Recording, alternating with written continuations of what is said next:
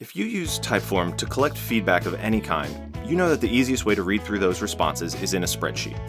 But how do I get the responses to a spreadsheet without downloading and uploading a CSV? With Zapier. If you haven't heard of Zapier, it's a tool that automates your tedious manual work so you can handle the tasks that really require your brainpower. And with Zapier, I can connect Typeform and Google Sheets so that my new responses are automatically added to a row in Google Sheets.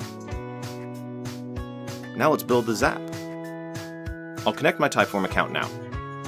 At Zapier, we take data security seriously and use bank-level encryption to protect your account information. Typeform's connected, and now I have to select a form Zapier will monitor for new responses. This down caret button means we need to pick from a list. Now let's pick a sample response to use in Google Sheets. We'll be creating a new row in Google Sheets for each response, so let's get that connected. This will give Zapier permission to create a new row in my Google Sheets. We have another down caret to select the specific spreadsheet and table. Now we need to match up the responses from Typeform to the right columns in Google Sheets. By clicking this button, we can grab information from the first step.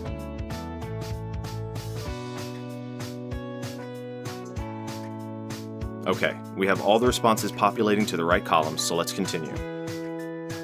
Looks like a success, so let's check Google Sheets. And there's my response. We just connected Typeform to Google Sheets in a snap.